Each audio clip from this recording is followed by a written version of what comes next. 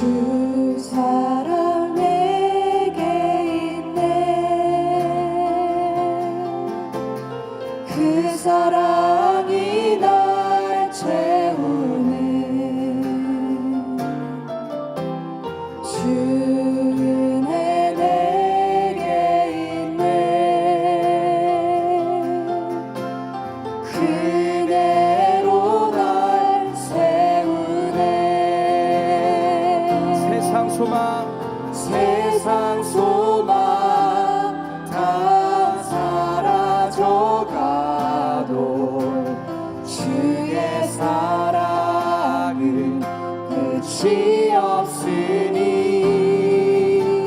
살아가는 이 모든 순간이 주 은혜임을 나는 믿네. 세상 소망 다 사라져가도 세상 소망 다 사라져가도 주의 사랑은 끝이 없으니 살아가는 이 모든 순간이 주 은혜임을 나는 믿네. 크고 은밀한 이를 보이실 크고 은밀한 이를 보이신 하나님께 소망을 두라. 주가 나타나 도심으로 말미암아 하나님을 여전히 찬송하리라. 크고 위대한 일을 이루신 하나님께 소망을 두라. 주가 나타나 도심으로 말미암아 하나님을 여전히 예배하리. 한 번 더 찬양합니다. 크고 은밀한 이를 크고 은밀한 이를 보이신 하나님께 소망을 두라. 주가 나타나 도심으로 말미암아 하나님을 여전히 찬송하리라. 크고 위대한 일을 이루신 하나님께 소망을 두라. 주가 나타나 도심으로 말미암아 하나님을 여전히 예배하리라. 하나님을 여전히 예배하리라. 하나님을 여전히 예배하리라. 하나님을 찬양합니다. 주 날 구원했으니 어찌 잠잠하니 기쁨에 찬송 드리리. 주의 제사 했으니 어찌 잠잠하니 기쁨에 경배 드리리. 주를 향한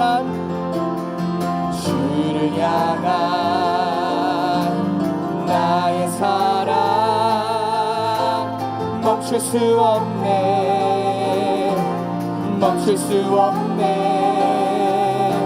주를 향한 나의 열정 멈출 수 없네. 나 기쁨에 춤추리.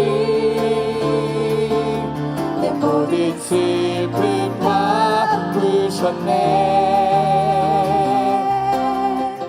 나 춤추리 내 모든 삶 주 안에 있네 주를 향한 나의 사랑 주를 향한 나의 사랑 멈출 수 없네 멈출 수 없네 주를 향한 나의 열정 주를 향한 나의 열정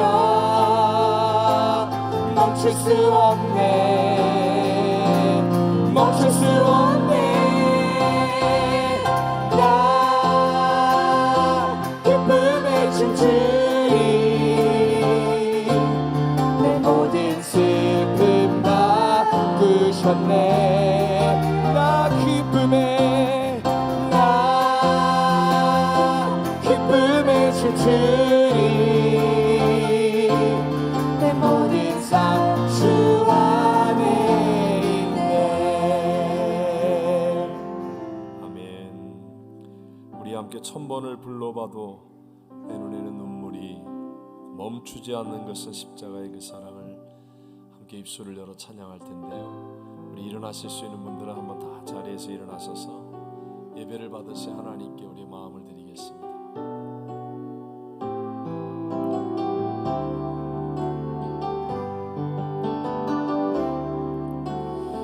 천번을 불러봐도 내 눈에 눈물이 멈추지 않는 것은 십자가의 그 사랑 나를 살리려 지신 그 십자가 모든 물과 피 나의 더러운 죄 씻으셨네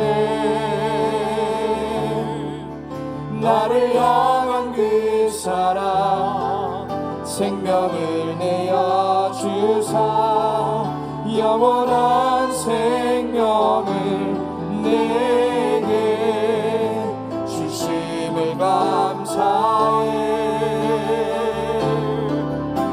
천번을 불러도 내 눈에는 눈물이 멈추지 않는 것은 십자가의 그 사랑 나를 살리려 하늘 보좌 버리신 나를 사랑하신 분 그분이 예수여 천번을 불러봐도 내 눈에 눈물이 멈추지 않는 것은 십자가의 그 사랑 나를 살리려 주신 그 십자가 모든 물과 피 나의 더러운 죄 씻으셨네 나를 향한 그 사랑 생명을 내어 주사 영원한 생명을 내게 주심을 감사해 천번을 불러도 내 눈에는 눈물이 멈추지 않는 것은 십자가의 그 사랑 나를 살리려 하늘 보좌 버리신 나를 사랑하신 분 그분이 예수 천번을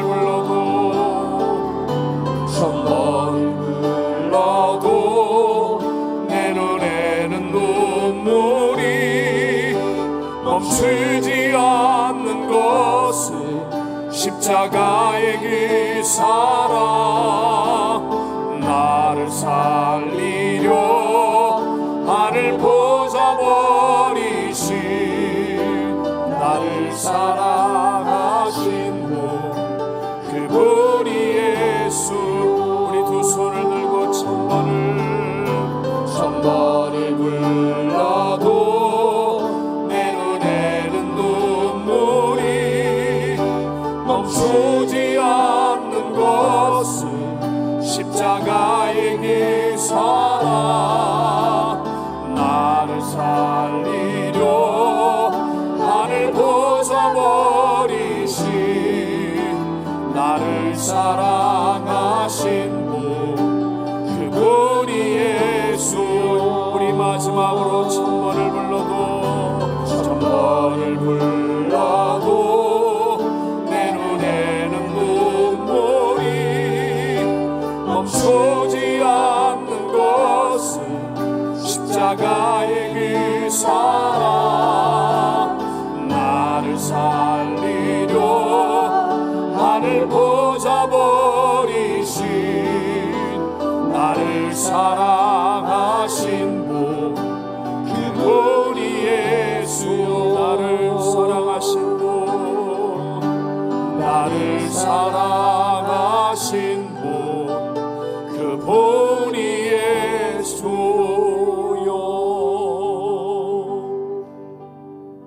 자, 오늘 우리에게 주신 하나님의 말씀을 함께 봅니다. 하나님의 말씀은 오늘 두 군데인데요. 사무엘상 28장 3절로 7절의 말씀과 30장 3절로 10절의 말씀입니다. 사무엘이 죽었으므로 온 이스라엘이 그를 두고 슬피 울며 그의 고향 라마에 장사하였고 사울은 신접한 자와 박수를 그 땅에서 쫓아내었더라. 블레셋 사람들이 모여 수넴에 이르러 진침해 사울이 온 이스라엘을 모아 길보아에 진쳤더니 사울이 블레셋 사람들의 군대를 보고 두려워서 그의 마음이 크게 떨린지라. 사울이 여호와께 묻자오되 여호와께서 꿈으로도 우림으로도 선지자로도 그에게 대답하지 아니하시므로 사울이 그의 신하들에게 이르되 나를 위하여 신접한 여인을 찾으라. 내가 그리로 가서 그에게 물으리라 하니 그의 신하들이 그에게 이르되 보소서 엔돌에 신접한 여인이 있나이다. 아멘. 계속해서 30장 3절로 10절의 말씀입니다. 다윗과 그의 사람들이 성읍에 이르러 본즉 성읍이 불탔고 자기들의 아내와 자녀들이 사로잡혔는지라. 다윗과 그와 함께한 백성이 울 기력이 없도록 소리를 높여 울었더라. 다윗의 두 아내 이스라엘 여인 아히노암과 갈멜 사람 나발의 아내였던 아비가일도 사로잡혔더라. 백성들이 자녀들 때문에 마음이 슬퍼서 다윗을 돌로 치자 하니 다윗이 크게 다급하였으나 그의 하나님 여호와를 힘입고 용기를 얻었더라. 다윗이 아히멜렉의 아들 제사장 아비아달에게 이르되 원하건대 에봇을 내게로 가져오라. 아비아달이 에봇을 다윗에게로 가져가매 다윗이 여호와께 묻자와 이르되 내가 이 군대를 추격하면 따라잡겠나이까 하니 여호와께서 그에게 대답하시되 그를 쫓아가라. 네가 반드시 따라잡고 도로 찾으리라. 이에 다윗과 또 그와 함께한 600명이 가서 붓솔 시내에 이르러 뒤떨어진 자를 거기 머물게 했으되 곧 피곤하여 붓솔 시내를 건너지 못하는 200명을 머물게 했고 다윗은 400명을 거느리고 쫓아가니라. 아멘. 아멘. 자, 우리 한번 따라해 보겠습니다. 사울이 아니라 다윗 같은 믿음이어야 한다. 모두가 원하고 열심히 구하는 복, 이 축복에 대해서 꼭 알아야 할 것은 복은 소유하는 것이 아니라 기능하게 될 때에 온전하게 된다는 것입니다. 예를 들어서 여러분, 돈을 많이 소유한 것이 복이겠습니까? 잘 쓸 줄 아는 사람, 올바르게 쓸 줄 아는 사람에게는 복이 될 것입니다. 하지만 복권 당첨된 후에 많은 돈을 소유하고 가정과 인생을 망치는 그런 많은 이야기들을 듣게 되는 것처럼 쓸 줄 모르는 사람에게는 오히려 저주가 되고 맙니다. 남다른 건강과 힘을 얻었다고 해보십시오. 그런데 이 건강이 남을 괴롭히고 억압하는 도구가 된다면 건강과 힘은 복이 아니라 재앙이 될 것입니다. 그래서 각 사람의 기질과 수준에 맞지 않으면 아무리 좋은 것도 축복이 되지 못하는 것이죠. 오늘 성경은 동시대의 믿음의 백성으로 살았던 사울과 다윗 두 사람에 대해서 말씀하고 있습니다. 우리가 잘 아는 것처럼 사울도 다윗도 다 하나님의 기름 부으심으로 이스라엘의 왕이 된 사람들입니다. 그런데 사울에게는 이스라엘의 왕이 되는 일이 복이 아니라 저주가 되었고, 반대로 다윗에게는 이것이 하나님께 영광이 되고 또 가문의 축복이 되었습니다. 우리가 읽었던 이 본문의 말씀은요, 거의 같은 시간대에 서로 연결된 사건으로 일어난 일입니다. 블레셋은 수넴이라고 하는 곳에 진을 쳤고, 사울 왕의 이스라엘은 길보아라는 곳에 진을 치고 이제 일촉즉발 전쟁을 하는 아주 어려운 상황이 되었습니다.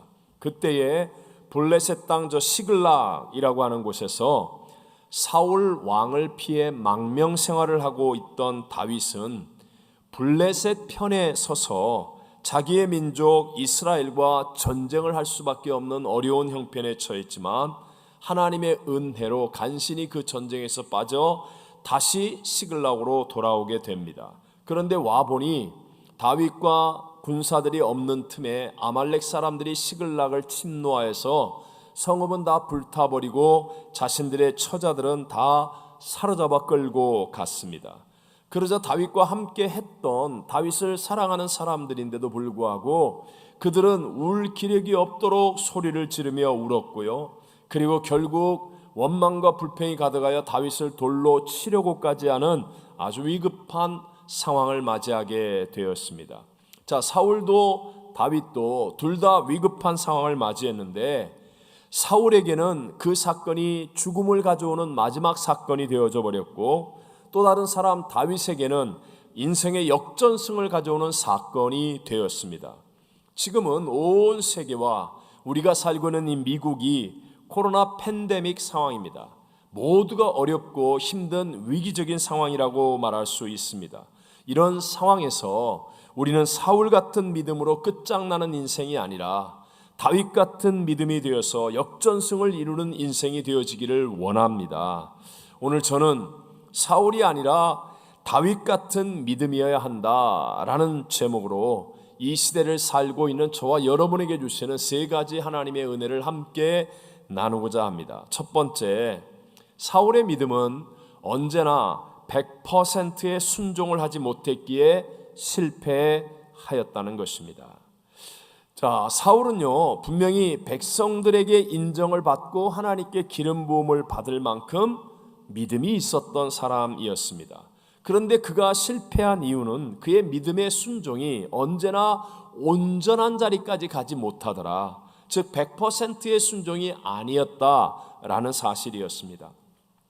성경에는 크게 세 가지의 사울에 대한 사건을 우리에게 반면교사로 보여주고 있는데, 사무엘상 13장에 보면 사울이 왕이 되고 난 다음에 첫 번째 블레셋과의 전쟁이 일어나게 됩니다. 그래서 각 지파의 3,000명의 이스라엘 사람들을 모았습니다.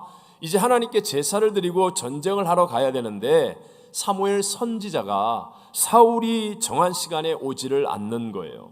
거기에다가 블레셋 사람들의 군사가 너무너무 많아 보이니까 이스라엘 백성들의 마음에 두려움이 들어서 숲으로 피하고 심지어는 집으로 도망쳐 돌아가기까지 하는 겁니다. 그러자 사울은 자기 마음대로 번제와 화목 제물을 가지고 와서 그냥 하나님께 제사를 드려버립니다. 그때 사무엘 선지자가 와서 사울을 향해 하나님의 말씀을 전합니다. 그 내용이 사무엘상 13장 13절 14절로 우리 읽어보겠습니다. 사무엘이 사울에게 이르되 왕이 망령되이 행하였도다. 왕의 하나님 여호와께서 왕에게 내리신 명령을 지키지 아니하였도다.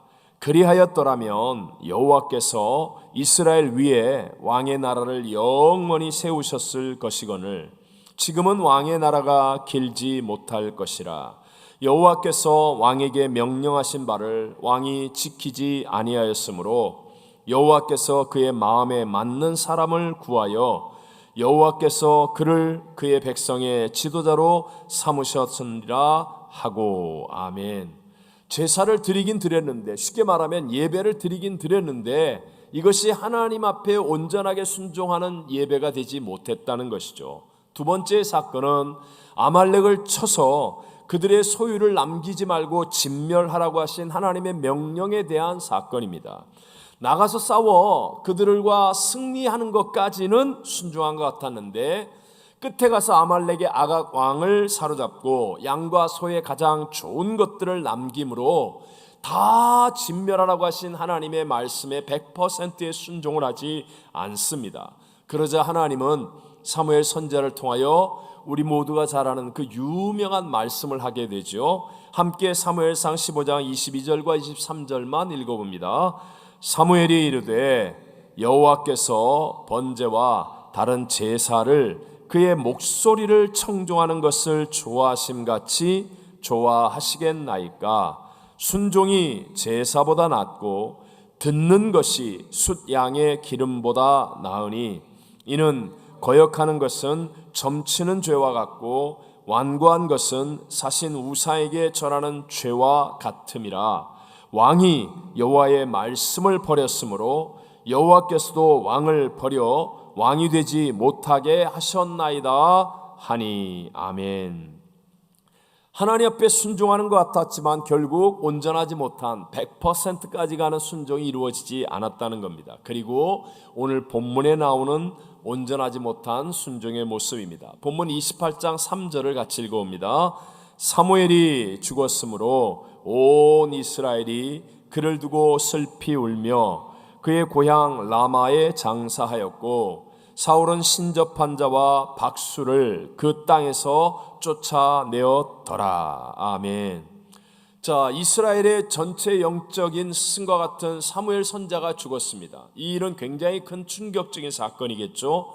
온 이스라엘 백성이 울고 사울에게도 큰 충격이 되었습니다. 그러자 사울은요, 신접한 자와 박수를 그 땅에서 쫓아내었다라고 성경은 말씀합니다. 왜 그랬을까요? 사무엘 선지자가 살아있을 때 사울이 들었던 가장 무서운 책망이 무엇입니까?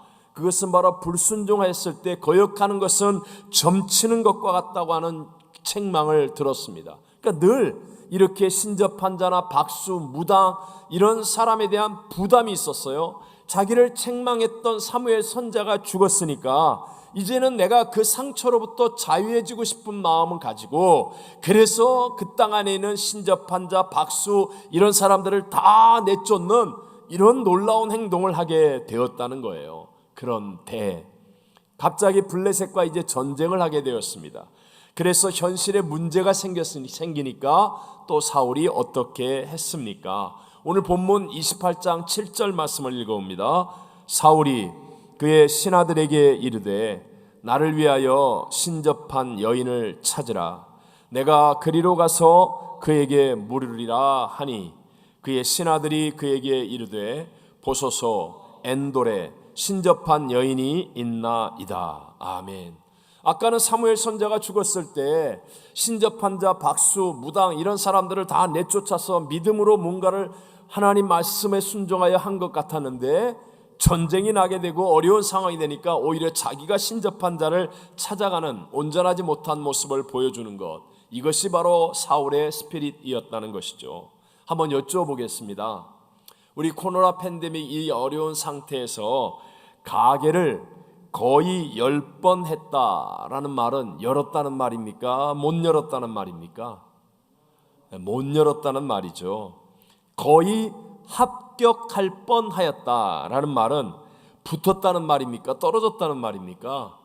떨어졌다는 말입니다. 마찬가지로 거의 순종할 뻔하였다라는 말은 순종하지 못했다는 말과 같습니다. 쉽게 말해 어설픈 순종, 하는 척하다가 끝에 가서 하지 않는 순종은 하나님이 받으시는 순종이 될 수 없다라는 거죠. 왜 이렇게 사울은 온전하지 못한 순종의 사람이 됩니까? 하나님을 믿고 하나님께 기름 부음을 받기까지 했는데도요, 그것은 바로 자기 중심적인 사람이었기 때문입니다. 애고가 강하고 자아가 강한 사람일수록 자기를 먼저 생각하니까 하기는 하는데 그런데 끝까지 온전하게 할 수는 없더라는 거예요. 이렇게 자아가 강한 사람들, 자기중심적인 사람들의 행동은요, 그 내면의 동기와 이유를 몇 단계만 짚어서 올라가서 찾아가 보면 다 자기 때문에 그 일을 하고 있는 거예요. 근사하게 포장을 하고 하나님의 영광을 위해 이 사회를 위해 나라를 위해 얘기하지만 그러나 몇 단계만 속으로 들어가 보면 다 자기 때문이라는 것을 알 수 있습니다. 사울의 순종하는 이유는 겉으로 보기에는 하나님의 말씀이니까 순종하는 것 같지만 그러나 한두 단계만 찾아서 들어가 보면 다 자기의 유익을 위해서 순종하였던 사람입니다. 그래서 자기가 생각할 때 이것이 자기에게 유익하지 않다고 생각하면 즉시로 순종이 멈추게 되니까 100% 온전한 순종이 안 되는 것입니다. 하나님께 제사를 드리기는 드리는데 그런데 자기 생각에 백성이 지금 흩어지는 건 이건 옳지 않은 거야 라고 생각하니까 즉시로 자기 마음대로 제사를 드려버리는 거죠. 또 아말렉을 진멸하는 것 순종하기는 했는데 그런데 아말렉의 아가왕과 살찐 짐승들을 잡아가면 자기가 백성들에게 폼나는 일이 될 수 있다고 생각하니까 그러니까 자기 생각대로 결국은 멋대로 행동할 수밖에 없는 겁니다. 거기에 비해서 여러분 다윗이란 사람은 어떻습니까? 몇 단계를 찾아 들어가도 그의 중심까지 가도 그는 하나님이 이유와 동기였습니다.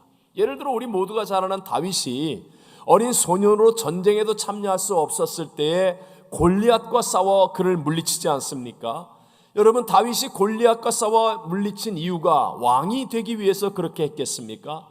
아니면 백성들에게 인기를 얻기 위해서 그런 행동을 했겠습니까? 아니라는 거예요. 아무리 그의 중심으로 동기와 이유를 찾아 들어가도 오직 여호와의 이름을 망령되이 부르는 저 사람이기 때문에 하나님을 모욕하고 있고 하나님의 영광을 가리니까 그러니까 하나님의 이름을 위하여 다윗은 행동하였던 사람. 그러니까 다윗은 언제나 끝까지의 순종이 가능한 그 마음 중심이 하나님께 합한 사람이 되어지더라라는 것입니다.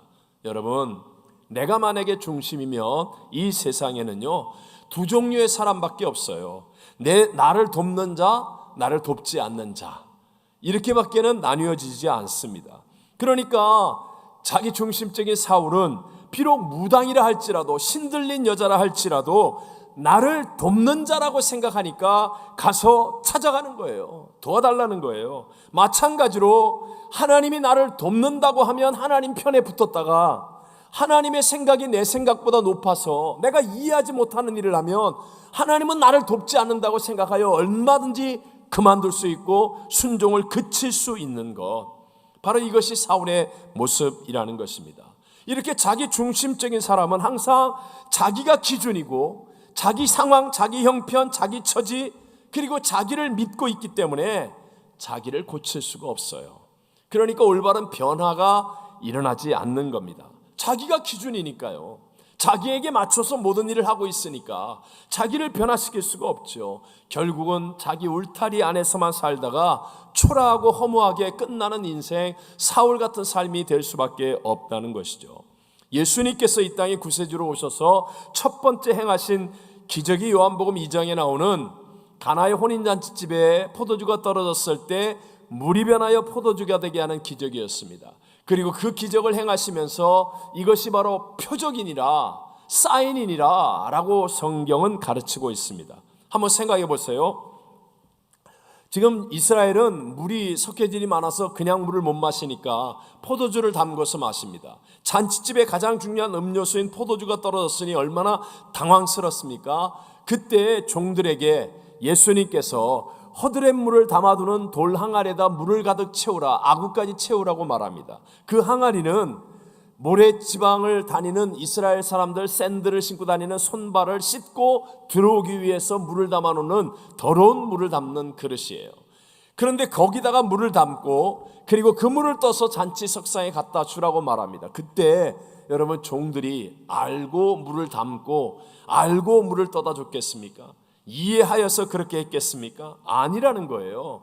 그냥 주님이 말씀하신 대로 하라고 하니까 믿음으로 행했습니다. 그랬더니 잔치 석상에 이렇게 극상품 포도주가 나중에 나오는 줄은 처음 봤다고 기뻐하고 즐거워할 때, 그때서야 물 떠온 하인들은 알더라 라고 성경은 말하는 것입니다. 즉 순종은요, 내가 알고 하는 게 아니라 하나님이 이해되지 않지만, 내 수준보다 높은 하나님을 내가 다 이해할 수 없지만 하나님을 믿음으로 온전하게 순종하게 되면, 그러면 나중에 하나님이 이렇게 역사하여 주시고 이렇게 승리를 주시는구나 라고 알게 되는 것인 줄로 믿습니다.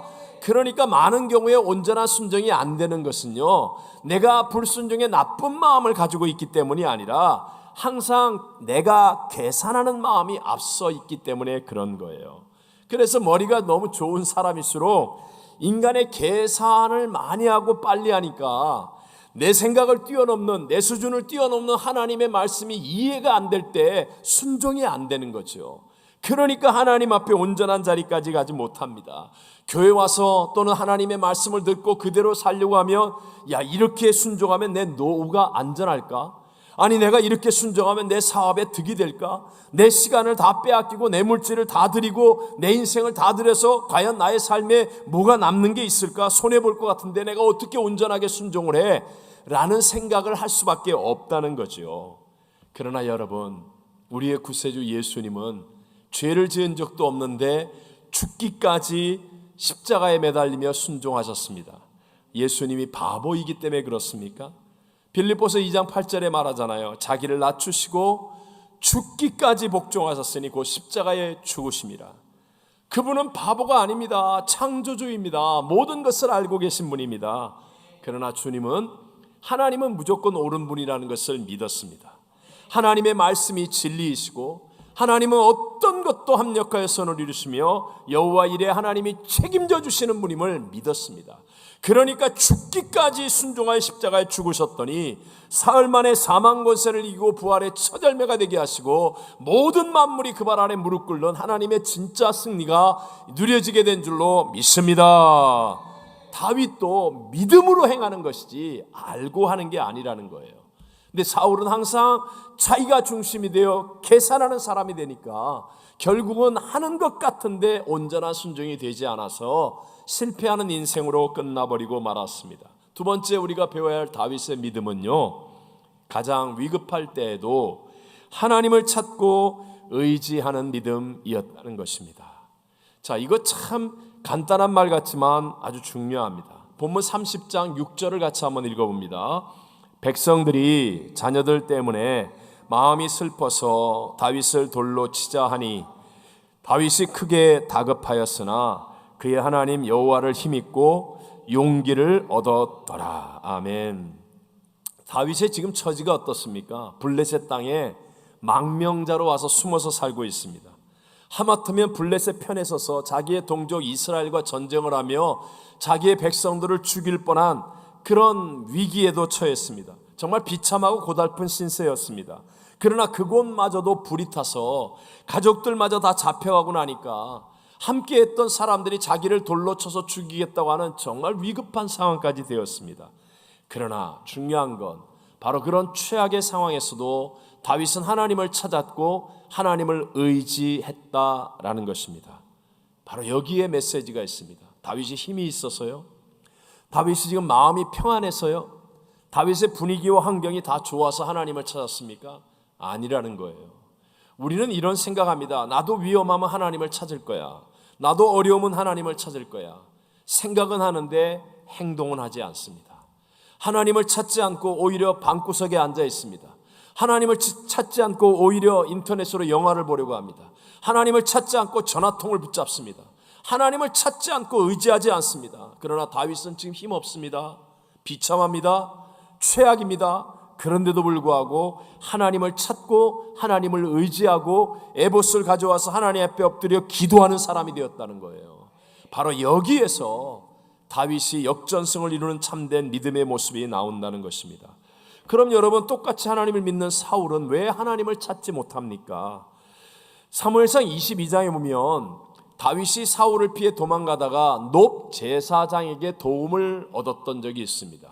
그 이야기를 도액이라고 하는 간교한 자가 사울에게 일러 바치니까 사울은 자기 중심적인 사람이잖아요. 그러니까 자기 뜻대로 안 되니까 화가 나가지고 높 제사장과 가족 85명을 그냥 다 죽여버리는 어마어마한 만행을 저지릅니다.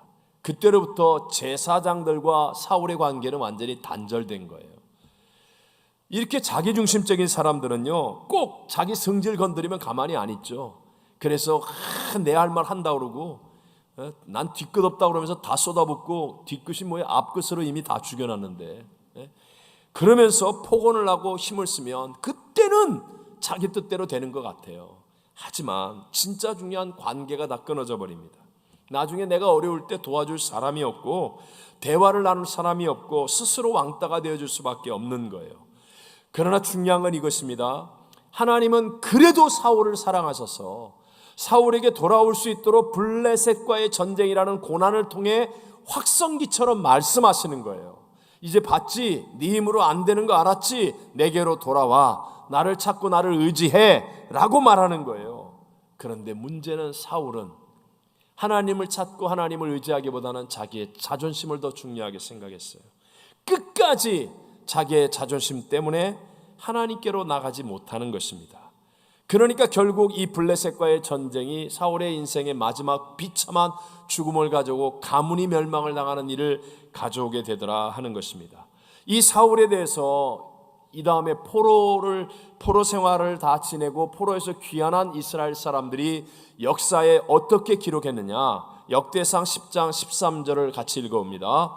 사울이 죽은 것은 여호와께 범죄하였기 때문이라.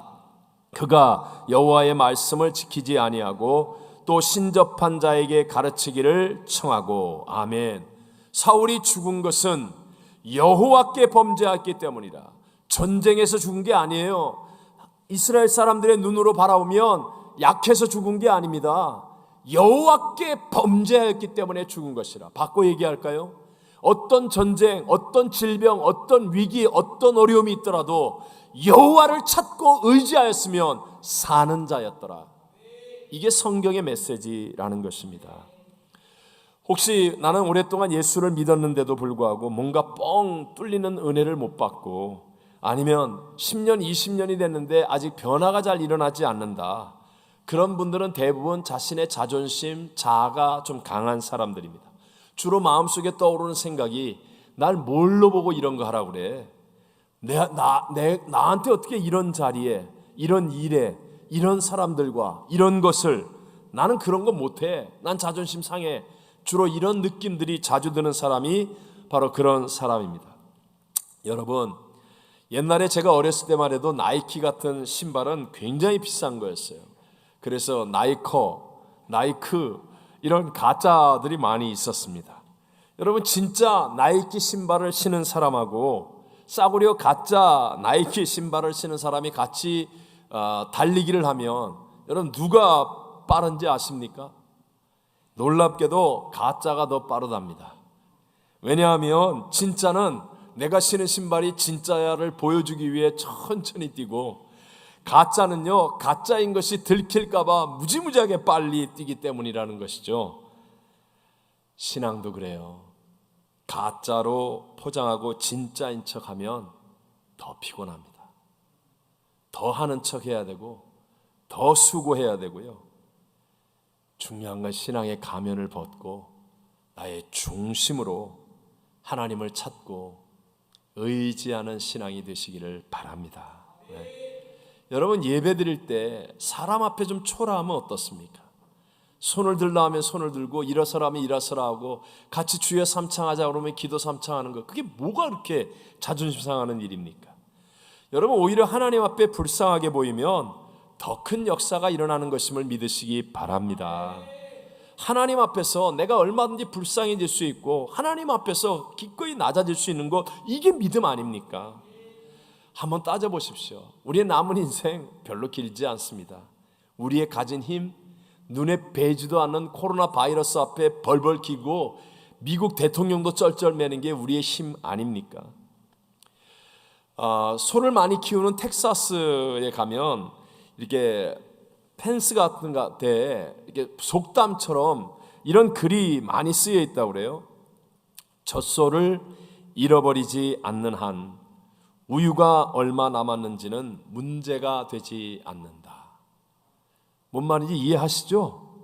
젖소를 잊어버리지 않으면 우유통을 쏟아부어도 뭐 좀 우유가 좀 지금 없어도 걱정할 거 없다, 문제되지 않는다라는 거예요. 여러분, 젖소와 비교할 대상입니까? 우리 하나님은, 우리 한번 선포해 봅시다. 하나님은 문제보다, 하나님은 대적보다, 하나님은 질병보다, 하나님은 사망보다, 하나님은 하실 수, 그분은 전지전능하신 하나님이잖아요. 죽은 자를 살리고 없는 것을 있는 것처럼 부르시는 창조주 하나님 아니십니까? 요셉이 부잣집 귀공자에서 한순간에 인신매매를 당하여 저 외국의 노예가 되어도 하나님이 함께 하시면 형통하지 않습니까? 억울하게 누명을 쓰고 감옥에 들어가도 하나님이 함께 하시면 형통한 자가 되는 것 아닙니까? 오히려 노예가 되고 감옥에 들어가는 그 길이 애굽의 국무총리가 되는 최고로 빠른 길이 되었고, 민족을 살리고 열방을 살리고 하나님의 뜻을 이루어드리는 복 있는 인생이 되어지더란 말입니다. 하나님 한 분이면 충분합니다. 하나님을 붙잡고 하나님을 의지하는 다윗과 같은 영성을 우리 모두 회복하게 되시기를 바랍니다. 하나님을 의지하면 고난은 성장케 하는 과정이 될 뿐입니다. 오늘 이 코로나19는요, 우리를 더 깊고 넓고 크게 하는 그런 과정이 되어질 수 있도록 하나님을 찾고 의지하게 되시기를 바랍니다. 마지막 세 번째로요, 이 사울의 믿음이 아니라 다윗의 믿음이 되어야 하는데, 그러려면 지금 나의 향함, 내 마음의 향함을 확인하고 그리고 바르게 해야만 합니다. 똑같이 하나님을 믿지 않습니까? 사울도 다윗도. 근데 사울의 마음의 향함은 단지 문제 해결만을 위해 하나님을 찾는 거예요. 그런데 다윗의 마음의 향함은 하나님을 향하는 겁니다. 하나님의 뜻을 이루어 드리는 그런 향함이라는 겁니다. 똑같이 하나님의 이름을 부르지만 마음의 향함이 서로가 다르다는 거예요. 우리들도 사울이 아니라 다윗 같은 믿음이 되려면 나의 지금 향함이 어디로 향하고 있는지, 나는 단순히 문제 해결을 위해, 이 직장 어려움 해결하기 위해, 경제 문제 해결하기 위해, 질병에서 나음받기 위해 이렇게만 내 마음의 향함을 가지고 하나님을 믿는다고 하는 사람인지, 아니면 정말 나를 향한 하나님의 뜻이 무엇인지를 분별하고 하나님을 향한 마음으로 하나님을 예배하는 사람인지를 확인해야 합니다. 중요한 것은 우리의 신앙의 목적과 끝은 이 땅의 교회가 아님을 알아야 하는 것입니다. 물론 이 땅의 교회는 너무나도 중요합니다. 그러나 목적과 끝은 아니라는 거예요. 우리의 목적과 끝은 사명과 성화를 이루기 위한, 이 땅의 교회는요, 사명과 성화를 이루기 위한 어떤 하나님의 도구라는 것입니다. 우리의 목적과 끝은 영생의 하늘나라죠. 그곳에서 하나님 앞에 풍성한 열매를 드림과 상급을 받는 그것이 우리의 목적이고 끝이 되어야 한다는 거예요. 오늘날 우리 이민사회는 너무 교회, 이 땅의 교회가 목적이고 끝인 사람이 많아요. 그래서 직분에 목숨을 건다든가 사람들에게 인정받는 자리에 있으려고 한다든가. 아닙니다. 교회의 직분을 통한 이루어야 할 사명이 있는 것이고요, 또 직분자로서 성화된 삶을 살아야 될 책임이 그 다음에 따라오는 것이에요. 코로나 사태로 우리가 설명한다면 그저 이 고난만 극복하기 위해서 믿는 믿음인지, 아니면 코로나라고 하는 우리가 한 번도 경험해보지 못한 이 고난을 통하여 하나님의 뜻이 무엇인지를 깨닫고 하나님의 뜻을 이루어가는 믿음이 되려고 하는 것인지, 바로 이 차이라고도 말할 수 있습니다. 저는 개인적으로 하나님께서 이 코로나19로 인한 이 해프타임 이후에 놀라운 하나님의 새 일들과 부흥이 일어날 것을 확실히 믿습니다. 저는 정말 개인적으로 하나님 주신 약속이 있습니다. 그러나 중요한 건 이겁니다. 언제나 하나님의 부흥이 일어나면 변화되든지 구경꾼이 되든지 하나님의 쪽을 따라가든지 아니면 대적하든지 이 둘 중에 하나로 갈라지게 된다는 사실입니다. 자, 하나님이 예배를 받으시니까 그 예배 때문에 아벨은 하나님의 사람이 되고 가인은 오히려 돌로 동생을 쳐서 죽이는 대적자가 되었잖아요. 또 베드로의 설교와 스데반의 설교는 정말 성령에 충만한 예수님의 십자가와 부활을 가르치는 똑같은 설교 내용이에요. 그래서 심령의 하나님의 역사가 일어났는데 놀랍게도 반응이 대조적으로 둘로 갈라집니다. 사도행전 2장 37절을 한번 읽어볼까요? 그들이 이 말을 듣고 마음에 찔려 베드로와 다른 사도들에게 물어 이르되 형제들아 우리가 어찌할꼬 하거늘. 보세요. 성령의 감동으로 그들이 이 말을 듣고 마음에 찔렸어요. 감동이 왔어요. 그러니까 이쪽의 사람들은 우리가 어찌할꼬 하면서 믿고 세례를 받아서 3,000명이 하나님께로 돌아옵니다. 그런데 사도행전 7장 54절을 읽어봅니다. 그들이 이 말을 듣고 마음에 찔려. 여기까지는 똑같아요. 성령의 감동으로 마음에 찔림을 받을 만큼 설교를 들었습니다. 복음을 들었습니다. 그들이 이 말을 듣고 마음에 찔려 그 다음에 그를 향하여 이를 갈거늘. 반응이 달라요. 그래서 돌로 들어 스데반 집사를 쳐서 죽이는 것입니다. 하나님의 부흥 또는 하나님의 역사는 언제나 알곡과 가라지를 갈라놓는 혁명적인 일입니다. 중간에 머무르는 사람이 될 수는 없다는 것이죠. 지금 나의 향함, 내 마음의 향함이 어디를 향하고 있는지를 지금 확인하고 바르게 하지 않으면 우리 하나님이 축복을 주시고 부흥을 주시고 새 역사를 주실 때 그저 구경꾼이 되거나 아니면 세상과 짝하여서 대적하는 자가 될 수도 있다는 사실을 기억하셔야 됩니다. 공산주의 혁명을 일으켰던 철학자 마르크스는요, 정말 믿음 좋은 가정에서 태어난 머리가 좋은 사람이었습니다. 하지만 저 사람은 모든 예배 때 실패자가 되었어요. 그러니까 마음의 향함이 하나님이 아니에요. 그러니까 하나님이 주신 그 인간의 머리로 만들 수 있는 최고의 인본주의인 공산주의 철학을 만드는 사람이 되어버렸습니다. 철학자 니체의 아버지는 목사님이셨습니다. 어렸을 때부터 니체는 예배를 드렸습니다. 하지만 예배의 실패자가 되니까 그 마음의 향함이 하나님을 향하지 않았어요. 그러니 결국 신은 죽었다고 얘기하고 차라투스트루나는 이렇게 말했다, 이런 책을 쓰면서 글을 쓰면서요, 하나님 자리에 자신을 대신 올려놓는 괴물 같은 인생이 되어져 버리고 말더라는 것입니다. 여러분, 내 마음의 향함이 바르게 되려면 하나님의 말씀이 내 안에 풍성해야 됩니다. 지금 여러분 기회가 되실 때 하나님의 말씀을 읽어야 됩니다.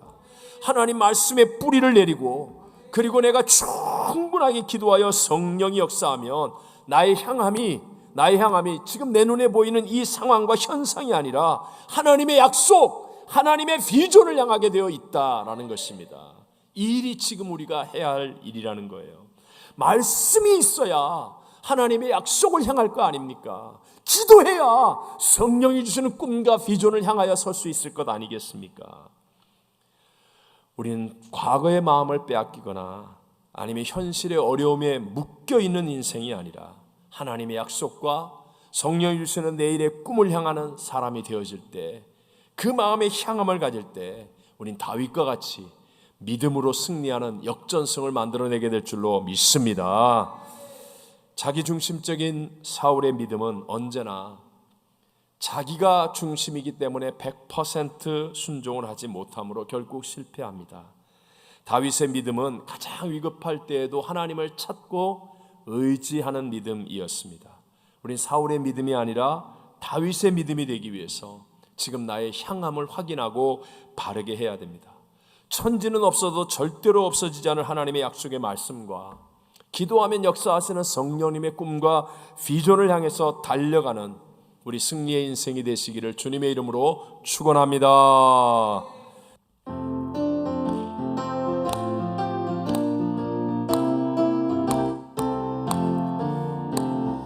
갈 길을 밝히 보이시니 주 앞 앞에 빨리 나갑시다. 우리를 찾는 구주 예수 오노라 하시네. 죄악 벗은 우리 영혼은 기뻐 뛰며 주를 보겠네. 하늘에 계신 주 예수를 영원히 섬기니 우리를 오라 하시는 말 기쁘게 듣고 순종하세. 구주를 믿기 지치 말고 속속히 나가세. 죄악 벗은 우리 영혼은 기뻐 뛰며 주를 보겠네. 하늘에 계신 주 예수를 영원히 섬기니 주 오늘 여기 계시오니 다 와서 주의 말씀 듣세. 듣기도 하며 생각하니 참 진리시로다. 죄악 벗은 우리 영혼은 기뻐 뛰며 주를 보겠네. 하늘에 계신 주 예수를 영원히 섬기니. 지금은 나의 죄를 대신하여 십자가에 죽으셨고 부활 승리하셔서 나의 구세주가 되시고 교회의 머리가 되신 우리 구주 예수 그리스도의 무한하신 은혜와 그 독생 성자조차도 아끼지 않고 내어주실 만큼 죄인된 나를 사랑하신 하나님 아버지의 영원하신 사랑하심과 진리의 말씀을 듣고 행하고자 할 때 권능을 더하여 주시는 진리의 빛으로 우리의 마음이 향함이 육신의 전요 안목의 전요 이생의 자랑이 아닌 하나님의 약속의 말씀과 성령의 꿈을 향할 수 있도록 도와주시는 보혜사 성령 하나님 교통교제 충만케 하심이 사울이 아니라 다윗의 믿음으로 살겠다고 결단하는 사랑하는 모든 성도들 위해 복음을 전하는 선교사님들과 선교지 위에 영원토록 함께 계실지어다. 아멘.